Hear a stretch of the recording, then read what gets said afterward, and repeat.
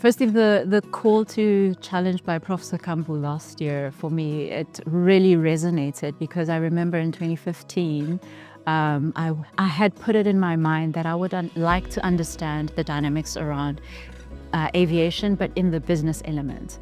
So being invited to NWU as a keynote speaker to share my story, for me it was also an opportunity to learn. On the one platform we're sharing, but every environment gives that opportunity for us to learn.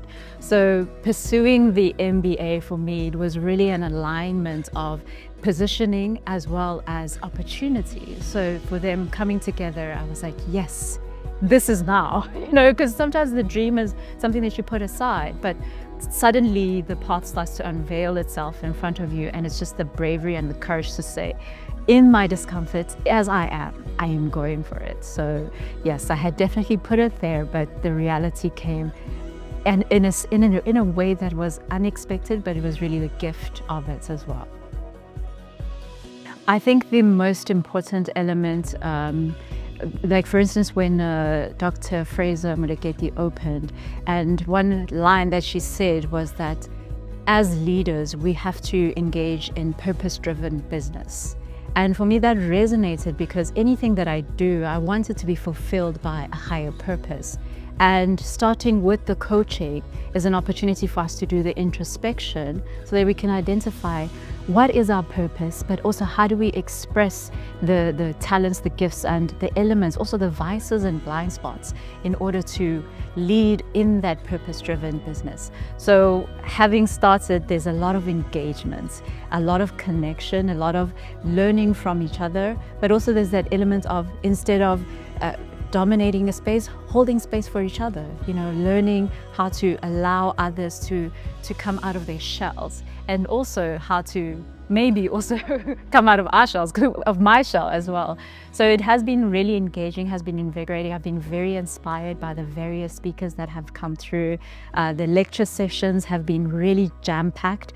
However, I like the challenge of not always having the answer, because it means that I'm growing in a certain element, and there's a level of addition that is coming into my memory bank or into my resource bank. So it's really been exciting, and also I'm learning how to express the self-awareness and push towards being a leader now in the business elements versus the aviation technical competencies.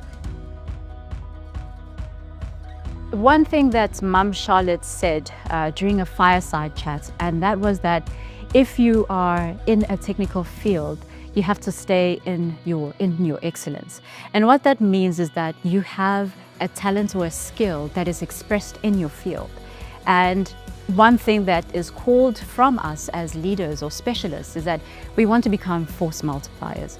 And to be a force multiplier means that we have to expand and to share our skills. So how do we do that as specialists? Because we were very good at whatever technical aspect it is. I'm in aviation, so my speciality is in flying. But I also want to be a force multiplier.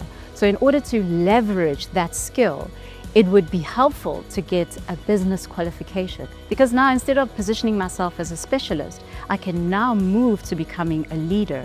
And leaders come in the form of coaches, of teachers, of mentors.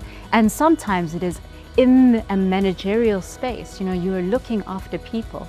So understanding the technicalities of managing at a business leadership level makes it much easier to transition from the technical specialist to somebody who becomes a force multiplier. So I feel that it would be very helpful for people to pursue that business element as well.